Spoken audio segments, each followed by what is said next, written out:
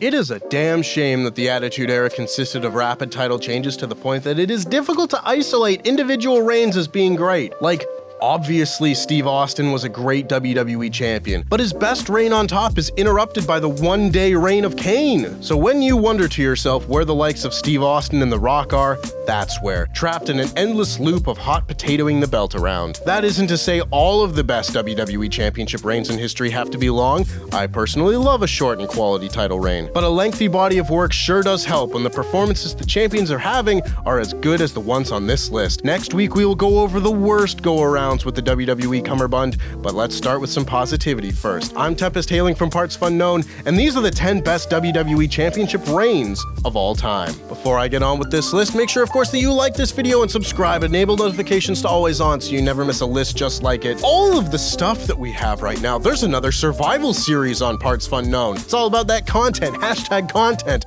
all of the content for you fine subscribers. Subscribe if you haven't, watch survival series, we gotta get moving. Honorable mention, Drew McIntyre. All around me are robotic faces, empty places. Yeah, Drew McIntyre's moment couldn't have come at a worse time, finally being crowned WWE Champion with not one single fan cheering for him in the building because of the worst stretch of time in many of our lifetimes. It's always going to be near impossible to give anything positive that happened during this time the flowers that they deserve, because that would involve watching any of it again, and I simply won't. But the biggest of props must be given to Drew McIntyre for having the hardest job to do of any WWE Champion there has ever been. Number 10, Randy Savage. Had Randy Savage not had to play second fiddle to Hulk Hogan during his year-long title reign, this would have placed even higher on this list. Savage is unquestionably one of the greatest performers in the history of wrestling and is one half of maybe the greatest WrestleMania build WWE ever did, with the mega powers uniting and eventually exploding. To be fair, that is the bulk of this year-long reign. This wasn't the era in which champions were defending their titles on pay-per-views, and as such, all of Savage's best title defenses came on smaller shows. But what set Savage apart as champion was this storyline of jealousy and mistrust, and if you know anything about Randy Savage in real life, you know that role was cast to perfection. Considering Savage was the first WWE champion not named Hulk Hogan of the WrestleMania era, he was a huge part of a lot of people's fandoms and is regarded incredibly highly because of it. Hogan absolutely would not stay out of the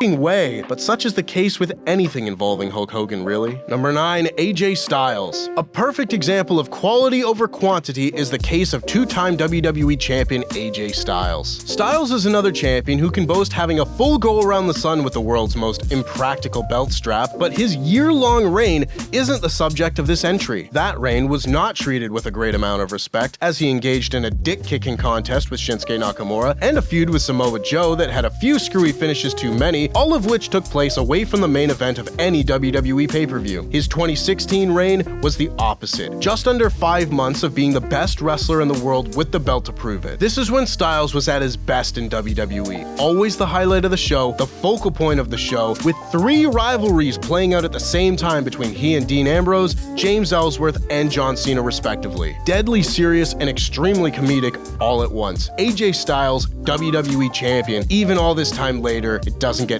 any less weird to say. Number 8, Daniel Bryan. What's the asshole version of Captain Planet? Because if you can't give me a better answer in 5 seconds, that distinction will forever go to eco-warrior Daniel Bryan. It is and always will be mad to me that Daniel Bryan, miraculously coming out of an early retirement, had to turn heel in order to be booked well, but once he was, my god, finally able to have a long run as WWE champion, not cut short by shenanigans or injury, Bryan was a perfect heel champion, presenting himself as what WWE so rarely does with their heels, being an incredibly talented wrestler, but also a prick. With incredible title defenses against AJ Styles at TLC, all the people Samoa Joe ran down in that one promo everyone shares incessantly on Twitter at Elimination Chamber, and Ali and Kevin Owens at Fastlane, Bryan did some of his best character work, blaming all of us for destroying the planet like the vile heathens we are. As always, the best kind of heels are the ones that are justified in their heeldom but are being dicks about it. But while it started as Bryan in a cardigan preaching about global warming,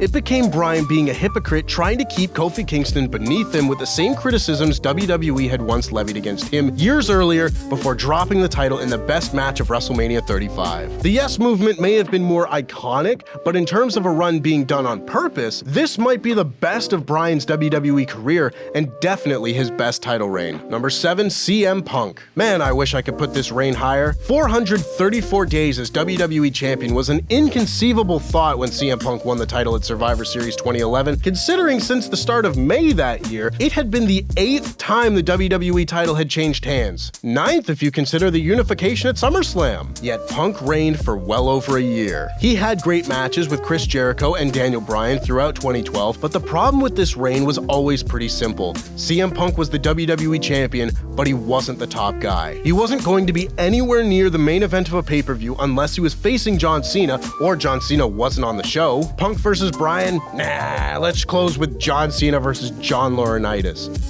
Heads. That is what keeps it from ranking higher, but that's negative. What gets this reign onto the list in the first place? Well, it's the sheer amount of stellar performances this incredibly frustrated man gave over those 434 days. The Box with God promo against The Rock, that over-the-limit match with Daniel Bryan, serving as the catalyst for The Shield's introduction, all of the work he did alongside Paul Heyman, that time he said The Miz sucks on a lie detector. Truly iconic. Number 6, Bret Hart. When times were grim in the mid-90s, who did Vince McMahon turn to? When all the big, tall, and wide stars of the WWF missed the mark, who did Vince McMahon turn to? Bret Sargent Hart. Bret's first reign as WWF champion was good, having good matches at every turn, but he was mostly tasked with taking on upper mid-card talent like Razor Ramon and Shawn Michaels due to the incredible lack of top stars in the WWF at the time, with most leaving during the steroid trials. In 1994, however, Bret surpassed his own WWF championship reign, delivering his best by continuing his legendary rivalry with his brother Owen. Bret carried the WWF through one of its most difficult eras ever simply by being undeniable. He was the best wrestler in the company, and at the time, making an argument on the contrary was near impossible. His SummerSlam cage match with Owen might be a bit dated by today's standards, but at the time was known as probably the best cage match ever. His iconic Raw match with the 1-2-3 Kid was during this reign, you know, the one with the head tilt. It's great. Bret might not have had the catalog of classic matches during this title reign like other champions on this list, but what he was able to do with what he had to work with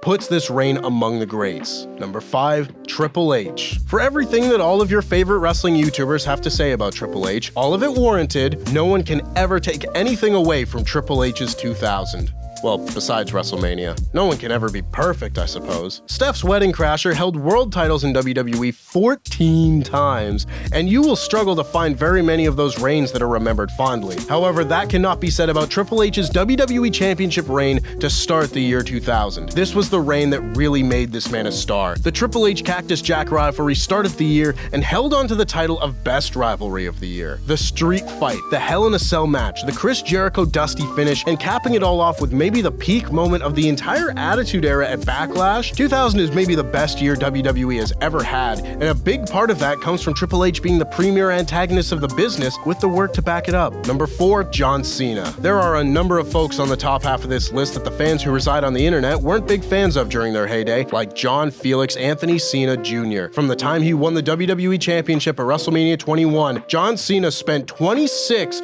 of the next 30 months as WWE Champion. That is f***ing insane. Cena caught a lot of flack as a wrestler for not being particularly smooth in the ring during those years, and his character was a bit of an asshole, but that couldn't keep him from having a year-long title reign from Unforgiven 2006 until No Mercy 2007, and that being one of the greatest WWE Championship reigns of all time. This title reign contains Cena's bonkers fun feud with Umaga, his WrestleMania match and hour-long Raw rematch with Shawn Michaels, one of the best four-ways ever with Shawn, Edge, and Randy Orton, an actually good pay-per-view match with Bobby Lashley, one of the only good singles matches Cena ever had with Randy Orton at SummerSlam, partially due to fans not being bored out of their skulls by having to watch it 20 more times. It is just a solid-ass run from a guy you would not expect to be able to have a solid-ass run. You wouldn't expect him to be able to diversify his title matches for an entire year, but John Cena did it. This reign always felt to me like the time the torch was really passed to Cena, particularly at WrestleMania 23, and it is a shame this title reign only ended with an injury and not with Cena having a chance to climb even higher up this list. Number 3, Roman Reigns. Well, I'll be damned. The current WWE Championship reign places awfully high on this list now, doesn't it? The focus of Roman's reign has been put on the Universal Championship, as that is the title he's been holding for 1,000 days plus, but as I say this, Roman Reigns has been WWE Champion for over 440 days, the longest reign since a certain someone helped launch WrestleMania. And when you consider that the bulk of what people have loved the most about the Bloodline story story with all the Sami Zayn business and the Usos' inner turmoil came since Roman won that belt at WrestleMania 38, I don't think it's outrageous at all to consider the reign Roman is having right now one of the very best WWE Championship reigns there's ever been. His matches keep being top tier, and this is by far the most invested people have been in a storyline involving a WWE champion in years, as in the actual reign of a champion. Everyone got up for Kofi and Bryan winning their titles at WrestleMania, but the epic story of the bloodline that everyone and their manager Chuck from Subway have been raving about came with Roman as WWE champion. Good enough for a top 3 finish, I reckon. Number 2, Hulk Hogan. Before I begin, I must preface this entry by saying Hulk Hogan. All my homies hate Hulk Hogan. It is a sad day for me whenever I have to praise Hulk Hogan for anything, but there really isn't any way Hogan isn't sitting near the top of this mountain. I'm not going to say that Hogan's cartoon 80s WWF style of wrestling is for me, or many of you watching this list, but this is an entry that is not reliant on match quality whatsoever. Hogan was wrestling in the minds of a generation, and his first reign as WWF champion lasted over 4 years. He was the face of WrestleMania and an invaluable piece of the puzzle that was that show's formation. Hogan is still considered the most successful WWE star of all time. Granted, a good portion of that comes from Hogan leaving the spotlight about as gracefully as Ned Flanders being dragged through a psych ward, but those who break records involving longevity rarely let go of that success willingly. Hogan's 1,474-day reign as WWE champion took fans through the first 3 WrestleManias, including WrestleMania 3 and his match with Andre the Giant, still one of the most financially successful matches in WWE history. But hey, if longevity is what you're looking for, do I have a WWE champion for you? Number 1, Bruno Sammartino. During my time in university, I saw the same NBA final every single year. The Cleveland Cavaliers versus the Golden State Warriors 4 years in a f***ing row. And I thought that was madness. Now, imagine all the little New York wrestling fans who made it all the way through middle school and high school with only one WWF champion. 2,803 days. Nearly 8 years of setting truly untouchable records with the title and with Madison Square Garden for Bruno Sammartino. Loads of matches have brought fans into a frenzy throughout wrestling history. There have only been a few matches that have silenced the crowd, like Bruno Sammartino losing the title to Ivan Koloff in 1971. Oh, to be able to experience that moment, with the MSG crowd shocked into complete silence, having witnessed the unthinkable outcome of Bruno losing. That was a testament to the love people had for Bruno and the success that he had as champion. And if you needed more proof, you have 8 years worth of evidence that Bruno Sammartino's first reign was the very best WWE Championship reign of all time. And that's our list. Please make sure, of course, that you like this video, subscribe, let us know who you think is the best WWE champion in the comment down below, and make sure you check out the latest edition of Survival Series. Here's a clip. Hello, and welcome back to another exciting edition of Survival Series, the show where we take a very specific wrestling category and force all of the people at Wrestle Talk and partsFUNknown headquarters to name them all in reverse chronological order with 3 strikes. Today, I'm joined by Sean Ross Sapp himself. It's me. I'm here. I don't know how I'm gonna do here.